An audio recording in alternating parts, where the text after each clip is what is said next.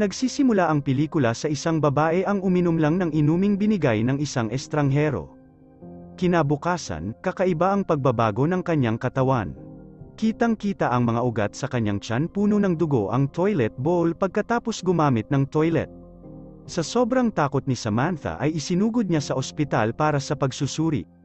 Tinanong siya ng doktor kung mayroon siyang espesyal na karanasan kamakailan. Ngunit hindi niya maalala, naaalala niya lang na uminom siya ng inuming binigay ng isang lalaki. At pagkatapos ay dinala siya nito sa kotse, pero ang kakaiba ay maayos na ang katawan ni Samantha.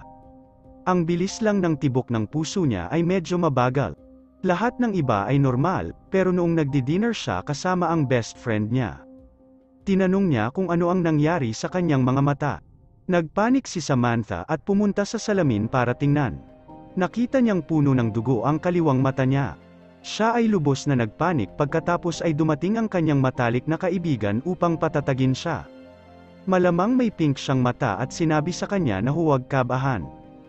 Pero si Samantha lang ang nakakaalam na hindi ganoon kadali. Pag-uwi niya, si Samantha na nag-toothbrush ay nakaramdam na naman ng mali. Iniluwa niya ito, nakita niyang may halong dugo ang toothpaste. Pagkatapos ay binali niya ito gamit ang kanyang kamay, at nalaglag ang isang ngipin nang hindi niya nalalaman. Inihagis lang niya ang kanyang mga ngipin sa mangkok ng tubig. Biglang nakaramdam ng hindi komportable ang kanyang tiyan. At pagkatapos ay isang bibig ng dugo ang lumabas, natatakot siyang malaman ito ng kanyang ina. Nagmamadali siyang maglinis ng palanggana gabi na bigla siyang nagmulat ng mata. Tinakpan niya ang kanyang bibig gamit ang kanyang kamay, nagmamadaling pumunta sa banyo, at nagsimulang magsuka ng dugo. Sa sandaling iyon, narinig ng kanyang ina ang kaguluhan at lumapit. Tinanong niya siya kung ano ang mali, sa harap ng pag-aalala ng kanyang ina. Iginiit pa rin niya na ayos lang siya, walang choice ang kanyang ina kundi ang umalis. Sa ikatlong araw nagising si Samantha mula sa inidoro. Namula ang kabilang mata niya, may tumubo sa sulok ng bibig niya. Nahihirapang bumangon si Samantha at isinara ang pinto. Pagkatapos ay sinimulan niyang linisin ang inidoro. Ngunit nang humarap siya sa salamin para tingnan ano ba naman. Pagkatapos ay naghanda na si Samantha para maligo. Inalis niya ang balbula, na halatang mainit na tubig, ngunit wala siyang naramdaman. Tinanong niya ang kanyang ina kung naubos na niya ang lahat ng mainit na tubig. Nang pumasok ang kanyang ina sa banyo at nadatnan nitong umuusok na mainit, iniunat ni Samantha ang kanyang braso sa 100 degree na kumukulong tubig. Nakita ito ng kanyang ina at nagmamadaling hilahin siya. Pero maayos naman ang kamay niya, akala ng nanay niya ay kalokohan yon. Nakayuko si Samantha, hindi siya naglakas loob na makita siya ng kanyang ina. Ngunit nang umalis ang kanyang ina, iniangat niya ang kanyang ulo at ipinakita ang kanyang nakakakilabot na pulang mata. Naliligo si Samantha sa kumukulong tubig, kumakalat ang mga itim na ugat sa kanyang tiyan. Ang isang malaking dakot ng buhok ay nahulog sa batya. Hindi niya rin napansin, pagkatapos maligo ay handa na siyang lumabas. Ngunit napansin ng kanyang ina na marami na siyang nalegas na buhok. Hinawakan ni Samantha ang likod ng kanyang ulo at naramdamang hubad ito. Nagmamadali siyang pumunta sa salamin para tingnang mabuti.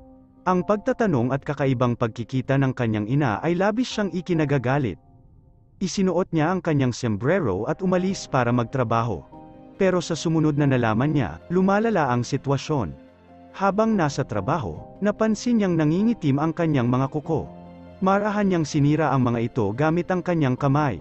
Direktang natanggal ang mga kuko pero wala siyang naramdamang sakit. Sa gitna ng kanyang gulat, napansin ni Samantha na nalaglag na ang iba niyang kuko. Habang siya ay naghahanap sa kanila, sa gulat may biglang sumigaw sa labas. Lumabas siya para tingnan, kinain pala ng isang customer ang kanyang mga kuko. Wala nang choice si Samantha kundi pumunta ulit sa ospital. Laking gulat ng doktor nang makita ang mukha niya after only 1 day, ganito na siya. Nahulaan ng doktor na siya ay nahawaan ng isang uri ng virus. Nang hindi nalalaman ang pinagmulan ng impeksyon, kinailangan nilang maghintay para makumpirma ang resulta ng pagsusuri sa dugo. Kung sakali, sinabi rin sa kanya ng doktor na iwasang makipag-ugnayan sa ibang tao. Pagkatapos ay pumunta si Samantha sa bahay ng kanyang matalik na kaibigan. Gusto niyang hanapin ang lalaking nagbigay sa kanya ng inumin. Pero hindi rin siya kilala ng mga kaibigan at hindi niya alam kung nasaan siya. Hinubad ni Samantha ang kanyang salamin, laking gulat ng kasintahan nang makita siya. Iminungkahi niya na tumawag muna ng pulis si Samantha. Pero tumanggi si Samantha. Pagkatapos ng lahat, hindi ito isang bagay na ipagmalaki. Pagkaalis ay nagpunta si Samantha sa bar mag-isa pero habang umiinom siya, malabo niyang nakita ang isang pamilyar na figure at tila ito ang lalaking galing sa party. May kasama siyang babae at umalis maingat na sinundan siya ni Samantha palabas. Ngunit pagkalabas niya ng pinto ay nawala ang lalaki. Akala niya naghahallucinate siya pagka-uwi niya. Dadalhin ni Samantha ang kanyang flower arrangement sa kompetisyon. Ngunit pinigilan siya ng kanyang ina, nagpatawag ng doktor ang kanyang ina sa bahay. Gusto niyang suriin ang kalusugan ni Samantha, hiniling din sa kanya na tanggalin ang kanyang salamin upang tingnan. Sa puntong ito, tila napakalaban ni Samantha, ayaw niyang may makakita sa mukha niya. Sobrang init ng ulo niya, tinanggal niya ang salamin niya sa galit. Ang kanyang nakakakilabot na hitsura ay natakot sa kanilang dalawa. Binuksan pa ng doktor ang pinto at umalis. Dumating si Samantha sa isang gusali. Ito ang lugar kung saan ginaganap ang flower arrangement competition. 2.5 buwan na siyang naghahanda para sa kompetisyong ito. Hiniling ng lalaki sa front desk si Samantha na ipakita ang kanyang ID upang kumpirmahin ang kanyang impormasyon. Nalaman na nakatanggap nga siya ng imbitasyon sa kompetisyon. Ngunit ang mga bulaklak ng babaeng ito ay nalanta na. At may mali sa kanyang hitsura at pag-uugali nakatingin sa magandang itsura ng ID card. Naramdaman ng lalaki na may tinatago ang babae kaya sinabi niyang tanggalin niya ang salamin niya. Walang magawa si Samantha kundi tanggalin ang kanyang salamin. Sa ngayon, umabot na sa mukha niya ang nakakasakit niyang anyo. Ang kanyang mga mata ay naging pula at puti, bakas sa mukha ng lalaki ang takot. Tahimik na tinanggihan ng lalaki si Samantha sa kadahilan ng hindi nakakatugon sa mga kinakailangan ang kanyang flower arrangement. Nasayang ang 2.5 buwan ng pagsusumikap. Sa sobrang galit ni Samantha ay nabasag niya ang mga bulaklak sa mesa. Nang walang ibang mapupuntahan, pumunta siya sa bahay ng isang kaibigan. Naghahanap lang siya ng comfort pero nang makita niya ang mukha ni Samantha, ang kanyang kasintahan ay natatakot na pasukin siya. Sa galit, sinira ni Samantha ang pinto, nagdulot ito ng pagbagsak ng babae sa sahig. Ang mga pagbabago sa kanyang katawan at ang layo ng kanyang matalik na kaibigan sa kanya ay naging sanhi ng unti-unting pagkawala ng kanyang isip. Humakbang siya at hinawakan sa leeg ang kaibigan, ibang tao na siya ngayon. Hindi siya bumitaw hanggang sa tumigil sa paghinga ang kaibigan. Hindi alam ni Samantha ang nangyari sa kanya, nagmaneho siya sa bahay ng isa pang kaibigan at sinabi sa kanya na natatakot siya. Gusto niyang kausapin siya nito pero pagkakita sa mukha ni Samantha, lalo siyang natakot. Tumakbo siya sa kusina at kumuha ng matalim na kutsilyo para ilayo si Samantha. Ang pagkilos na ito ay tiyak na nagdaragdag ng gasolina sa apoy. Muli, sinunggaban niya ang matalik niyang kaibigan. Isang kagat sa leeg niya, pagkatapos ay binuksan niya ang kanyang aparador at nagpalit ng damit ng kanyang kaibigan. Hindi niya alam kung kanino siya pupunta ngayon. Ilabas ang telepono at tawagan ang lalaking may crush sa kanya. At nag-ayos na makipagkita sa kanya dito. Ginamit niya ang pampaganda ng kanyang kaibigan upang takpan ang mga itim na ugat sa kanyang mukha at ang bulok na laman sa mga sulok ng kanyang bibig. Para hindi magmukhang masama ang sarili, hindi nagtagal ay dumating na ang lalaki gaya ng ipinangako. Nakatingin sa babaeng ito na kadalasang umiiwas sa kanya. Napuno siya ng pag-aalinlangan. Ang dimli ilaw na kwarto ay napigilan niyang makita ang mukha ni Samantha. Kaya wala siyang napansing kakaiba, biglang nahulog sa sahig ang isang tumpok ng dagwang uod. Nakita ng lalaki na hindi komportable at tumakbo sa banyo. Hanggang sa matagpuan niya ang bangkay ng babae sa banyo. At sa oras na ito, nagmaneho na si Samantha palabas. Siya ay desperado at walang magawa, umiiyak na tinawag niya ang kanyang ina. Sinabi sa kanyang ina na gusto niyang umuwi. Narinig ng ina ang pagkasira ng kanyang anak at sinabihan siyang huwag magmaneho. Lumapit siya para sunduin siya kaagad pero hindi na nakayanan ni Samantha. Ang mga larawan ng kanyang ina at ang malagim na pagkamatay ng kanyang matalik na kaibigan ay patuloy na kumikislap sa kanyang isipan. Unti-unting lumabo ang kanyang kamalayan hanggang sa nahimete siya. Pabilis ng pabilis ang out of control na sasakyan.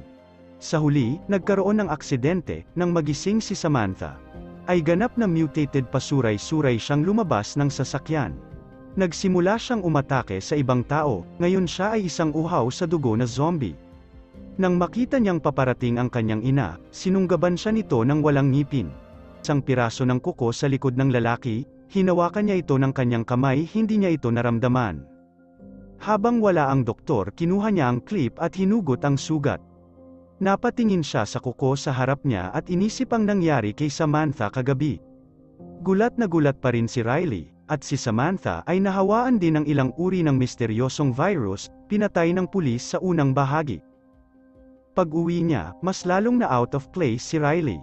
Kapag nag-toothbrush siya, naramdaman niyang may kumikiliti sa mga mata niya.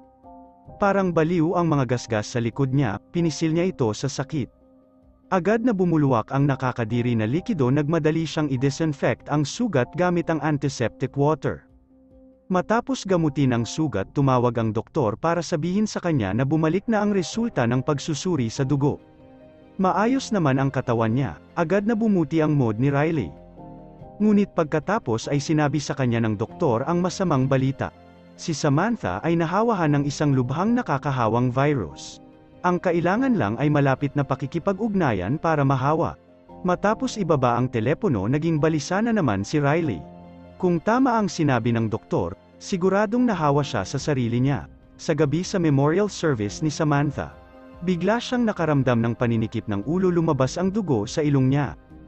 At tumulo ito sa tart, nagmamadali siyang pumasok sa banyo. Isang bibig ng dugo ang lumabas sa kanyang bibig, ang kanyang ilong ay patuloy na umaagos na parang gripo. Sa sobrang takot ay tinakpan niya ng tissue paper ang bibig at ilong. At saka nilinis ang dugo sa salamin, samantala napatingin ang asawa ng doktor sa egg tart sa mesa. Hindi siya nagdalawang isip na sumandok ng isang kutsara at nilagay iyon sa kanyang bibig. Pagkatapos ay dinala ni Riley si Alice sa bar para uminom. Sa sandaling iyon, pumunta si Alice sa banyo, biglang nakaramdam ng pagkahilo at pagkahilo si Riley. Sa isang manipis na ulap, nakita niya ang isang misteryosong lalaki na nagbayad ng kanyang bayarin. At dinala siya sa isang lugar, at ang taong ito ay walang iba kundi ang kalbong lalaki na nagkalat ng virus. Nang magkamalay na si Riley, napadpad siya sa bahay. Biglang nakaramdam siya ng sakit. Hindi niya napigil ang samuka ng dugo. Halika sa banyo para umihi, namumula ang kanyang ihi. Puno na rin ng dugo ang mga mata niya, hindi lang iyon. Parang may mga bulate sa balat, ang kanyang likod ay natatakpan din ng mga pus bag. Nang hawakan niya ito ng kanyang kamay, nakaramdam siya ng matinding kirot. Sa wakas ay napagtanto ni Riley ang kabigatan ng sitwasyon. Pagsuot ng damit, tinawag niya ang doktor habang nagmamaneho. Nalaman na hindi gumagana ang doktor, dumiretso siya sa bahay ng doktor. Sa halip, isang nakakahiyang eksena ang nakita niya. Lumabas ang doktor na nagmumura, at nagmumura hinubad ni Riley ang kanyang sunglasses. Walang magawa ang doktor sa sitwasyon, pinayuhan siyang pumunta sa ospital. Ngunit hindi pumunta si Riley sa ospital, sa halip, pumunta siya sa tindahan at bumili ng alak at kutsilyo. Handa nang gawin ang operasyon mismo, nakahanap siya ng pampublikong banyo. Hinubad ang kanyang damit at uminom ng ilang lagok ng alak.